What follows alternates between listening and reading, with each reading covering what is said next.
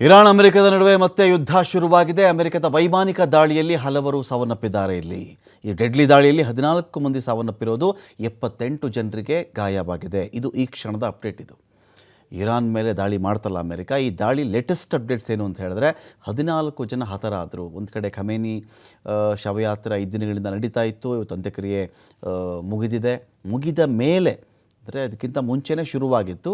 ಆದರೆ ಈ ದಾಳಿಗಳಿದೆಯಲ್ಲ, ಸಾವು ನೋವಿನ ವರದಿ ಇದೀಗ ಆಚೆ ಬರ್ತಾ ಇದೆ. ಇಲ್ಲಿ 14 ಜನ ಸಾವನ್ನಪ್ಪಿದ್ದಾರೆ, 78 ಜನರಿಗೆ ಗಾಯವಾಗಿದೆ. ಇದರಲ್ಲಿ ಇರಾನ್ನ ಆರೋಗ್ಯ ಸಚಿವಾಲಯ ಮಾಹಿತಿ ಹೊರಹಾಕಿದೆ. ಕಳೆದ 2 ದಿನಗಳಲ್ಲಿ ಇರಾನ್ ಮೇಲೆ ಅಮೆರಿಕ ಸಾಕಷ್ಟು ದಾಳಿಯನ್ನು ಮಾಡಿದೆ. ಇರಾನ್ ಮೇಲೆ ವೈಮಾನಿಕ ದಾಳಿ ಮಾಡಿದ್ದು ಅಮೆರಿಕ. 2 ದಿನಗಳ ದಾಳಿಯಲ್ಲಿ 14 ಜನ ಸಾವನ್ನಪ್ಪಿದ್ದಾರೆ, 78 ಜನರಿಗೆ ಇಲ್ಲಿ ಗಾಯವಾಗಿದೆ. ಎಕ್ಸ್ ಖಾತೆಯಲ್ಲಿ ಆರೋಗ್ಯ ಸಚಿವಾಲಯದ ವಕ್ತಾರರು ಮಾಹಿತಿ ಕೊಟ್ಟಿದ್ದಾರೆ. ಹೊಸೈನ್ ಕೆರ್ಮನ್ಫೋರ್ ಅವರ ಎಕ್ಸ್ ಖಾತೆಯಲ್ಲಿ ಈ ಒಂದು ಮಾಹಿತಿ ಹೊರಬಿದ್ದಿದೆ. ಇರಾನ್ ಸರ್ಕಾರ ಹೊರಡಿಸಿದ ಮೊದಲ ಸಾವು ನೋವಿನ ಅಂಕಿಅಂಶ ಇದು.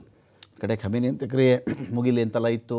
ಪ್ಯಾನಿಕ್ ಮಾಡೋದು ಬೇಡ ಅಂತನೋ, ಭಯಭೀತಗೊಳಿಸೋದು ಬೇಡ ಅಂತನೋ, ಇವರುಗಳು ಸದ್ಯಕ್ಕೆ ಬೇಡ ಅಂತನೋ ಇತ್ತು. ಖಮೇನಿ ಅಂತ್ಯಕ್ರಿಯೆ ಮುಗಿದ ಮೇಲೆ ಎಲ್ಲವೂ ಕುಲ್ಲಂಕುಲ್ಲ ಈ ಥರ ನಡೆದಿದೆ, ಇಂಥ ದಾಳಿ ಆಯಿತು, ನಮ್ಮಲ್ಲಿ ಇಷ್ಟು ಜನ ಸತ್ತಿದ್ದಾರೆ, ಇಷ್ಟು ಜನ ಗಾಯವಾಯಿತು ಅಂತ ಹೇಳಿ ಇರಾನ್ನ ಆರೋಗ್ಯ ಸಚಿವಾಲಯ ಬಿಡುಗಡೆ ಮಾಡಿದೆ.